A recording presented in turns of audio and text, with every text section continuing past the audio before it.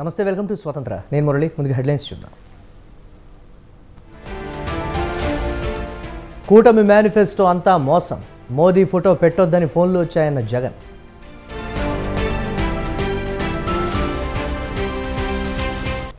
Button నొక్కడానికి CM కావాలా? జగన్ పాలనలో రాష్ట్రం సర్వనాశనమైందన్న బాబు.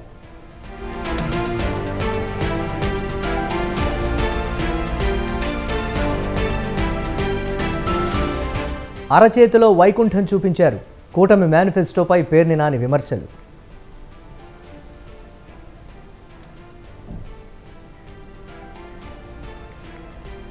గ్లాస్ గుర్తు మరొకరికి ఇవ్వడంపై హైకోర్టుకు జనసేన విచారణ రేపటికి వాయిదా వేసిన ధర్మాసనం.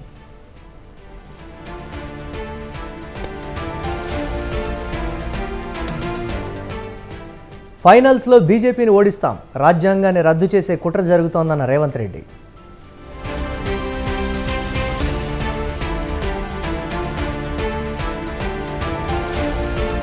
మొన్నటి వరకు బీఆర్ఎస్, ఇప్పుడు కాంగ్రెస్, తెలంగాణను రెండు పార్టీలు దోచుకుంటున్నాయన్న మోదీ.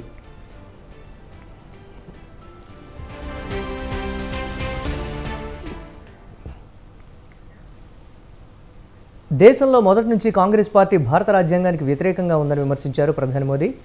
రాహుల్ గాంధీ తాత, నాయనమ్మ పదే పదే భారత రాజ్యాంగాన్ని మార్చి అవమానించారని ప్రధాని చెప్పారు.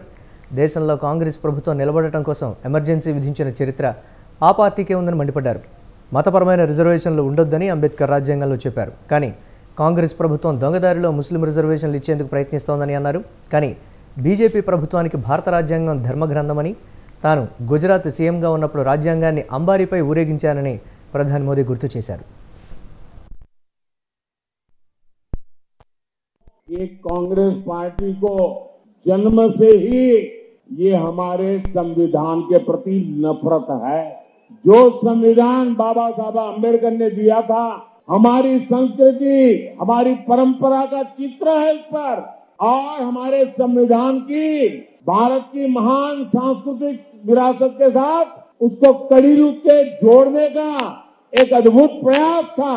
लेकिन कांग्रेस पार्टी ने सबसे पहला काम किया, जब संविधान की वो पहली प्रत कपबोर्ड में रख दी और फिर जो संविधान देश के सामने रखा, भारत की महान संस्कृति और परंपरा की जो लिंक थी, जहां से संविधान आगे बढ़ना था, उस लिंक को तोड़ दिया। पहले ही दिन उन्होंने संविधान का अपमान करना शुरू कर दिया था। साथियों, एक कांग्रेस पार्टी को ఉస్మానియా యూనివర్సిటీ సెలవుల వ్యవహారం రాజకీయ రగడకు దారితీసింది. కరెంట్, నీటి కొరత అంశంతో పార్లమెంట్ ఎన్నికల వేళ కాంగ్రెస్ వర్సెస్ బీఆర్ఎస్ పొలిటికల్ గేమ్తో అంతకంతకు వేడి రాజుకుంటోంది. అసలు ఉస్మానియా యూనివర్సిటీలో ఏం జరిగింది? ప్రతిపక్షాల ఆరోపణల్లో నిజమెంత?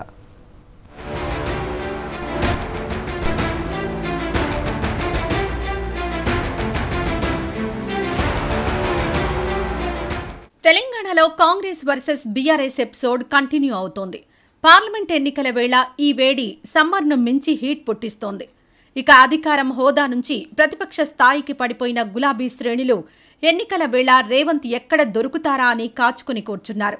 గులాబీ నేతల ఎత్తుగళ్లకు నీటి కొరత, కరెంటు సమస్యలు తోడవుతున్నాయి. భూగర్భ జలాలు అడుగంటి సాగునీరు అందక అన్నదాత అవస్థ పడుతుంటే వారికి భరోసా ఇస్తూ పోరుబాట పట్టారు కేసీఆర్. మొన్నటి వరకు కాంగ్రెస్ తెచ్చిన కరువంటూ రేవంత్ సర్కార్పై ధ్వజమెత్తిన గులాబీ బాస్కు ఇప్పుడు ఉస్మానియా సెలవుల వ్యవహారం చిక్కింది. తాగునీరు, కరెంటు కొరతతో అల్లాడుతున్నామని విద్యార్థులు నిరసన చేయడంతో కేసీఆర్ అదే అంశాన్ని మరో అస్త్రంగా మార్చుకున్నారు. ట్విట్టర్ వేదికగా కాంగ్రెస్ సర్కారుపై విరుచుకుపడ్డారు. రాష్ట్రంలో తాగునీటి ఎద్దడి, కరెంటు కోత ఉందనడానికి ఉస్మానియా యూనివర్సిటీలో నెలకొన్న పరిస్థితులే కారణమని మండిపడ్డారు. బస్సు యాత్రతో బిజీగా ఉన్న కేసీఆర్ ఇప్పటికే రేవంత్ సర్కారుపై విమర్శలు గుప్పిస్తున్నారు.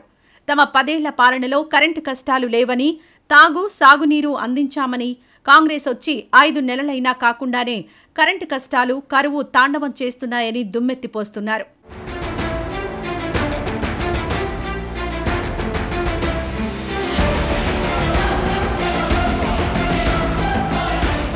ఇక కేసీఆర్ చేస్తున్న ఆరోపణలకు ట్విట్టర్ వేదికగా కౌంటర్ ఇచ్చారు సీఎం రేవంత్ రెడ్డి. కేసీఆర్ను చూస్తే గోబెల్స్ మళ్లీ పుట్టాడనిపిస్తోందని వ్యంగ్యాస్త్రాలు సంధించారు.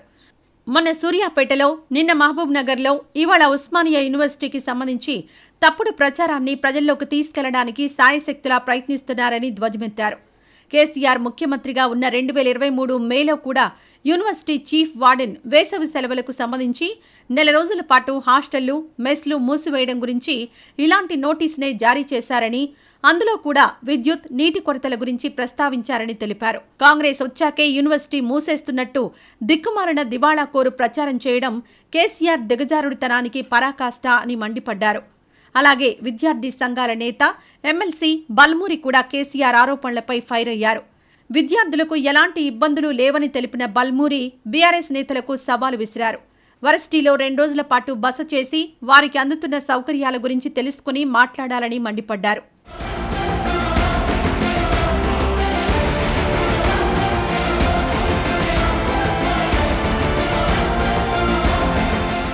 ఇక సీఎం రేవంత్ చేసిన ట్వీట్కు అదే ట్విట్టర్ వేదికగా కౌంటర్ అటాక్ చేశారు గులాబీ శ్రేణులు.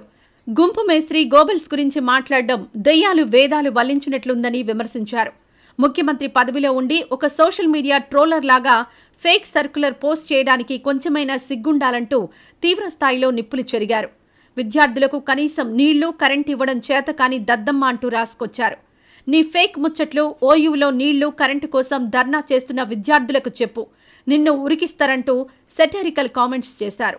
మీ హామీలు ఫేక్, మీ పాలన ఫేక్, మీ మాటలు ఫేక్, చివరికి మీ సోషల్ మీడియా పోస్టులు కూడా ఫేక్. ప్రజలను మోసం చేసి గద్దెనెక్కి 6 నెలలు కూడా కాలే. అప్పుడే సోషల్ మీడియాలో ఫేక్ సర్క్యులర్స్ పోస్ట్ చేసే స్థాయికి దిగజారావంటే ఎంత అభద్రతా భావంతో బతుకుతున్నావో అర్థమవుతుంది. బుకాయించి దబాయించి పాలన సాగిద్దామనుకుంటే ప్రజలు తగిన బుద్ధి చెబుతారు, కబడ్దార్ అంటూ హెచ్చరించారు. ఇక ఇదే అంశంపై బీఆర్ఎస్ నేత ఎర్రోళ్ల శ్రీనివాస్ ఫైర్ అయ్యారు.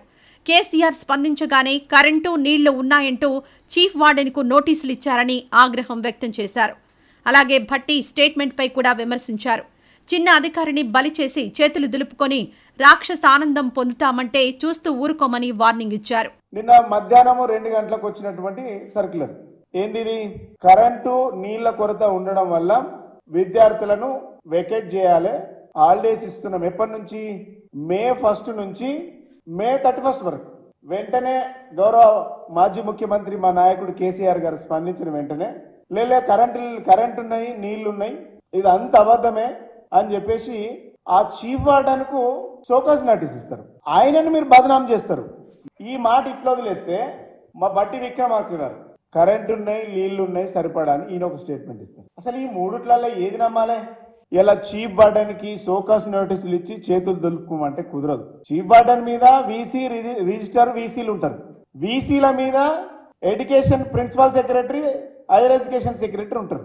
నేను అడుగుతుంది ఏంటంటే, ఒక చిన్న అధికారిని బలి చేసి చేతులు దులుపుకొని రాక్షసానందం పొందుతామంటే ఊరుకునే ప్రసక్తే లేదు.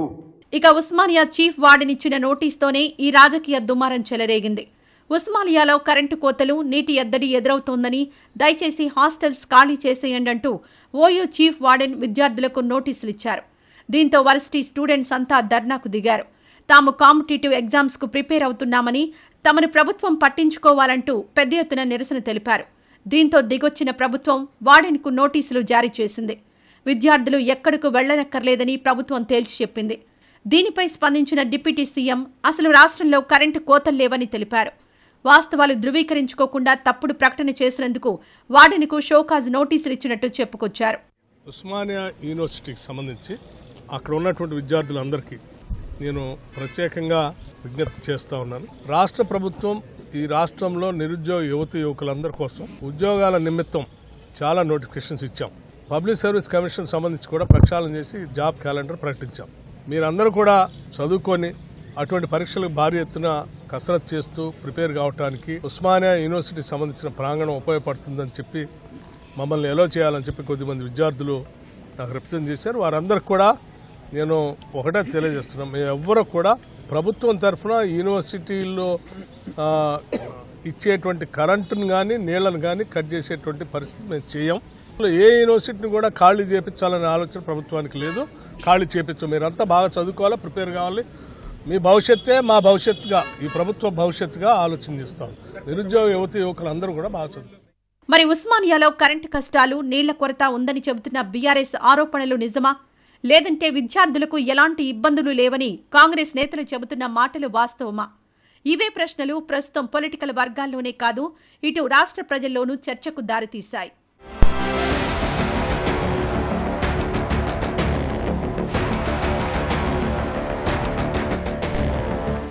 లోక్సభ ఎన్నికల వేళ కర్ణాటకలోని హసన్కు ప్రాతినిధ్యం వహిస్తున్న జేడీఎస్ ఎంపీ ప్రజ్వల్ రేవణ్ణ లైంగిక వేధింపులు, అశ్లీల వీడియో కుంభకోణంలో చిక్కుకున్నారు.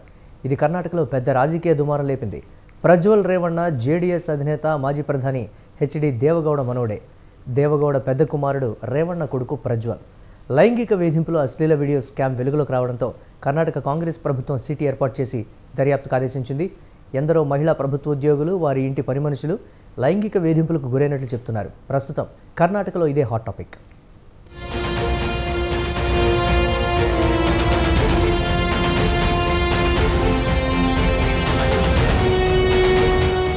జేడీఎస్ హసన్ ఎంపీ ప్రజ్వల్ రేవణ్ణతో సంబంధం ఉన్న పలు వీడియోలు కర్ణాటకలో హల్చల్ చేస్తున్నాయి.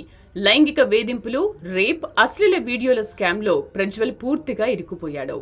రాష్ట్ర ప్రభుత్వం ఈ అంశంపై దర్యాప్తుకు స్పెషల్ ఇన్వెస్టిగేషన్ టీంను ఏర్పాటు చేసింది. స్కామ్ వెలుగులోకి రావడంతో ప్రజ్వల్ రేవణ్ణ దేశం విడిచి జర్మనీ పరారయ్యాడు. ప్రజ్వల్ రేవణ్ణ, ఆయన తండ్రి జేడీఎస్ నేత హెచ్డి రేవణ్ణపై హుబ్బిళిలోని హెళ్లే నర్సీపూర్ పోలీస్ స్టేషన్లో ఎఫ్ఐఆర్ నమోదైంది. ఈ ఆరోపణలపై విచారణ కొనసాగుతుండగానే ప్రజ్వల్ రేవణ్ణకు సంబంధించి దర్యాప్తు కీలక మలుపు తిరిగింది. అశ్లీల వీడియోలతో కూడిన ఓ పెన్ డ్రైవ్ వెలుగులోకి రావడంతో మరింత రభస జరిగింది.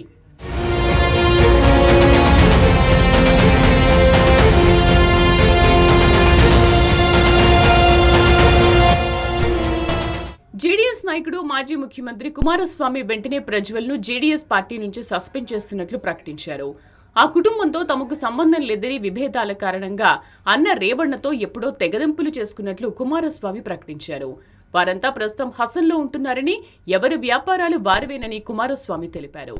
ప్రజ్వల్ను సస్పెండ్ చేసేందుకు ఇప్పటికే నిర్ణయం తీసుకున్నామని, హుబ్బిళ్లిలో జరిగే కోర్ కమిటీ సమావేశం అతన్ని సస్పెండ్ చేస్తుందని కుమారస్వామి తెలిపారు. సెక్స్ స్కామ్ విషయం తనకు కానీ, తన తండ్రి జేడీఎస్ జాతీయ అధ్యక్షుడు హెచ్డి దేవగౌడకు కానీ తెలియదని కుమారస్వామి వివరించారు. ఇది దేశ పౌరుడిగా సిగ్గుపడే విషయమని, రాష్ట్ర ప్రభుత్వం ఖచ్చితంగా దర్యాప్తు చేసి చర్య తీసుకోవాలన్నారు.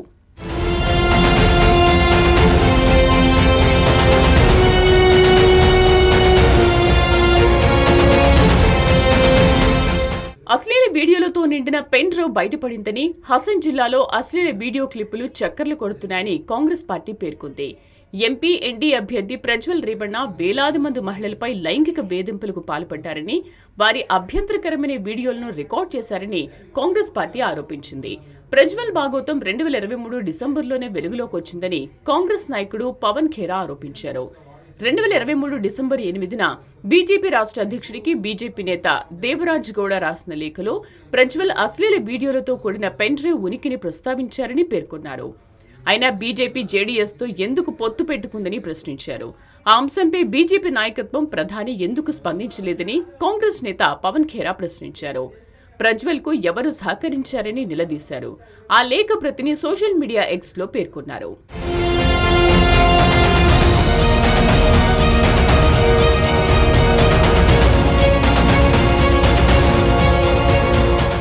జేడీఎస్ ఎంపీ ప్రజ్వల్ రేవణ్ణకు సంబంధించిన అశ్లీల వీడియోల కేసులపై కేంద్ర హోంమంత్రి అమిత్ షా స్పందించారు.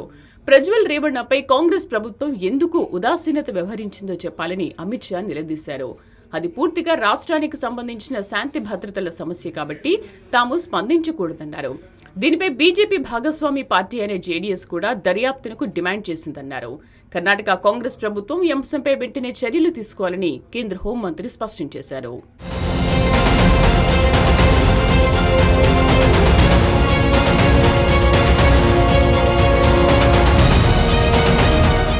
కర్ణాటకలో లోక్సభ ఎన్నికల సందర్భంగా బీజేపీ, జేడీఎస్ కూటమిగా పోటీ చేస్తున్నాయి. బీజేపీ కర్ణాటకలో 3 స్థానాలను జేడీఎస్కు కేటాయించింది. మాండ్యా నుంచి కుమారస్వామి పోటీ చేస్తుండగా హసన్ నుంచి ప్రజ్వల్ రేవణ్ణ రంగంలో ఉన్నారు. ఏప్రిల్ 26న ఈ స్థానానికి పోలింగ్ జరిగింది. దేవగౌడ కుటుంబంలో 3వ తరం వారు ప్రజ్వల్. దేవగౌడ కొడుకు రేవణ్ణ కుమారుడు. గతంలో కర్ణాటక పీడబ్ల్యూడీ మంత్రిగా పనిచేశాడు. బెంగళూరులో మెకానికల్ ఇంజనీరింగ్ చదివిన ప్రజ్వల్ 2014లో రాజకీయాల్లో చేరారు. పార్టీ జనరల్ సెక్రటరీగా పనిచేశారు. ప్రజ్వల్ను జర్మనీ నుంచి స్వదేశం రప్పిస్తారా? కాంగ్రెస్ ప్రభుత్వం ఏర్పాటు చేసిన సిట్ ఏ చర్యలు తీసుకుంటుందో చూడాల్సిందే.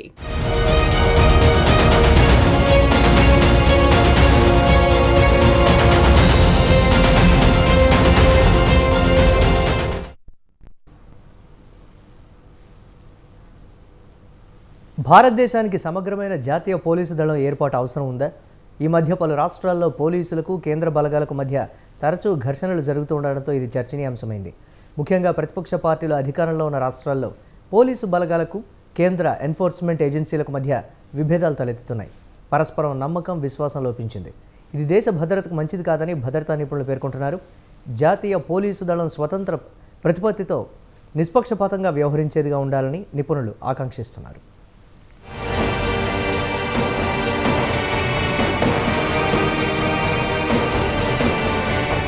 అఖిల భారత అధికార పరిధి గల జాతీయ పోలీస్ వ్యవస్థ ఏర్పాటుకు సమయం ఆసన్నమైందని భద్రతా నిపుణులు భావిస్తున్నారు. ఇటీవల పశ్చిమ బెంగాల్, బీహార్, తమిళనాడు, ఛత్తీస్గఢ్ వంటి రాష్ట్రాల్లో జరిగిన ఘటనలు ఆందోళన కలిగిస్తున్నాయి. ప్రతిపక్షాలు అధికారంలో ఉన్న రాష్ట్రాల పోలీసులకు కేంద్ర ఏజెన్సీలైన CBI, NIA, NCB, customs, enforcement directorate, ఆదాయ పన్ను శాఖల మధ్య తరచూ ఘర్షణలు తలెత్తుతున్నాయి. తాజాగా పశ్చిమ బెంగాల్లోని తూర్పు మిడ్నాపూర్ జిల్లాలో ఎన్ఐఏ అధికారులపై దుండగుల దాడి సంచలనంగా మారింది.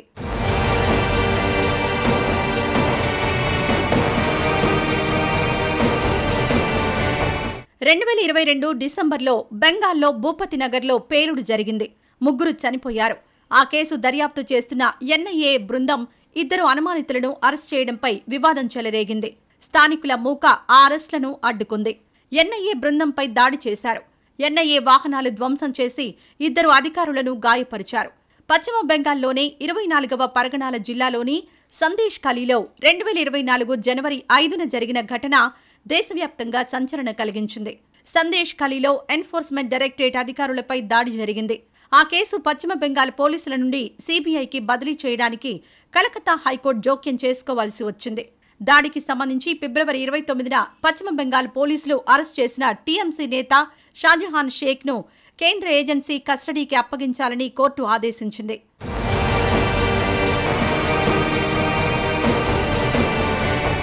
తమిళనాడులో 2023 మేలో ఇలాంటి మరో ఘటన. ఆదాయ పన్ను శాఖ అధికారులు, తమిళనాడు విద్యుత్, ఎక్సైజ్ శాఖ మంత్రి వి సెంథిల్ బాలాజీ, ఆయన మద్దతుదారులు కరూర్ జిల్లాలోని సెంథిల్ బాలాజీ సోదరుడు అశోక్ కుమార్, ఇతరుల ఇళ్లలో సోదాలు నిర్వహించారు. కొందరు అధికారులపై దాడి చేసి ఓ వాహనాన్ని ధ్వంసం చేశారు. అవినీతి ఆరోపణలతో మరో ఈడీ అధికారిని తమిళనాడు పోలీసులు అరెస్ట్ చేశారు. చాలా రాష్ట్రాల్లో కేంద్ర దర్యాప్తు సంస్థలకు, రాష్ట్ర పోలీసులకు మధ్య ఘర్షణలు, ఆరోపణలు, ప్రత్యారోపణలు పెరుగుతున్నాయి. రాష్ట్రాల్లో పోలీసులు ఆయా రాష్ట్ర ప్రభుత్వాల కనుసన్నల్లో పనిచేయడం, కేంద్ర పోలీసులను వేరుగా చూడడం, పోలీసులంతా ఒకటే అన్న భావన లోపించడం ఓ కారణం.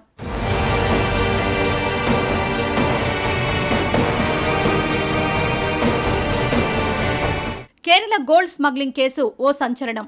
ఈ కేసులో ప్రధాన నిందితురాలు స్వప్న సురేష్. ముఖ్యమంత్రి పినరయి విజయన్కు ఆమె సన్నిహితురాలు. దీంతో విజయన్కు వ్యతిరేకంగా వాంగ్మూలమివ్వాలని కేంద్ర ఏజెన్సీలు బలవంతం చేయడంతో 2021 మార్చిలో కేరళ పోలీసులు ఈడీపై కేసు నమోదు చేశారు. స్వప్న సురేష్ను ప్రశ్నించిన ఈడీ అధికారులు దొంగ సాక్ష్యాలు సృష్టించేందుకు సీఎంకు వ్యతిరేకంగా తప్పుడు స్టేట్మెంట్లు ఇవ్వాలని బలవంతం చేశారని ఎఫ్ఐఆర్లో పేర్కొన్నారు. 2 భద్రతా ఏజెన్సీల మధ్య ఘర్షణలకు పరిస్థితి ఇంతగా దిగజారడానికి కారణం ఆయా పోలీసులు ఏదో ఓ రాజకీయ పార్టీకి విధేయులుగా మారడమే. రాజకీయ పార్టీలు పోలీస్ ఏజెన్సీలను విచ్చలవిడిగా వాడుకుంటూ రాజకీయం చేయడమేనని కేరళకు చెందిన ఓ రిటైర్డ్ ఐపీఎస్ అధికారి పేర్కొన్నారు.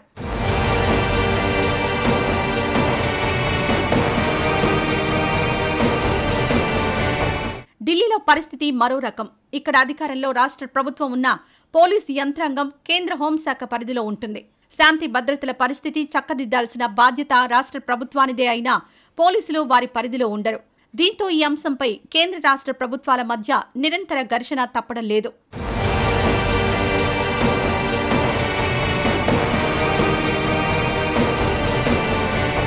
తెలంగాణ, పంజాబ్, రాజస్థాన్, పశ్చిమ బెంగాల్, జార్ఖండ్, ఛత్తీస్గఢ్, కేరళ, మిజోరం వంటి రాష్ట్రాలు సీబీఐకి సాధారణ అనుమతి ఉపసంహరించుకోవడం మరో వివాదానికి దారితీస్తుంది. 1946 Delhi special police establishment act ప్రకారం సిబిఐ ఏర్పడింది. సిబిఐ ఏదైనా రాష్ట్రంలో ఒక నేరాన్ని దర్యాప్తు చేయడానికి ముందు రాష్ట్ర ప్రభుత్వాల అనుమతి పొందాలి. రాష్ట్ర ప్రభుత్వ స్పష్టమైన అనుమతి లేకుండా సిబిఐ రాష్ట్ర సరిహద్దుల్లో అడుగుపెట్టదు. దీంతో కీలక కేసుల దర్యాప్తు నత్తనడకన సాగుతోంది. ఒక కేసు దర్యాప్తు రాష్ట్ర పోలీసులు చేయాలా, కేంద్ర పోలీసులు చేయాలా అన్నది ప్రజలు నిర్ణయించాలి. చాలా నేరాల దర్యాప్తు, ముఖ్యంగా మత ఘర్షణలు, రాజకీయ హత్యలు, అత్యాచారాలు వంటి కేసులను రాష్ట్ర పోలీసులే దర్యాప్తు చేస్తున్నారు. దర్యాప్తులో లోపాలు, పోలీసుల నిర్లక్ష్యం వల్ల ఎఫ్ఐఆర్ నమోదు కోసం కోర్టులకెక్కాల్సిన పరిస్థితి నెలకొంది.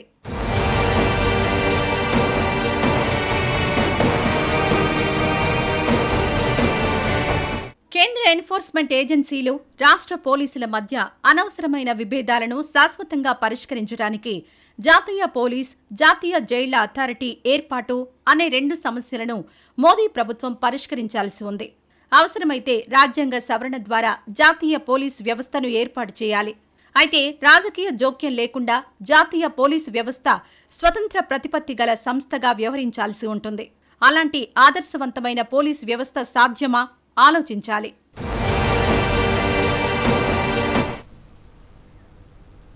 హైదరాబాద్లో వంశీ తిరుమల బ్యాంక్ ఆధ్వర్యంలో మీడియా రంగంలో విశేష కృషి చేసిన వారికి ఉగాది కామధేను పురస్కారాలను అందించారు. ఈ సందర్భంగా స్వతంత్ర న్యూస్ యాంకర్ శ్రీదేవి, నటుడు సుమన్ చేతుల మీదుగా ఉగాది కామధేను పురస్కారాన్ని అందుకున్నారు. Tirumala bank Vamshi international chairman Chandrashekhar ఆధ్వర్యంలో ఈ కార్యక్రమం జరిగింది.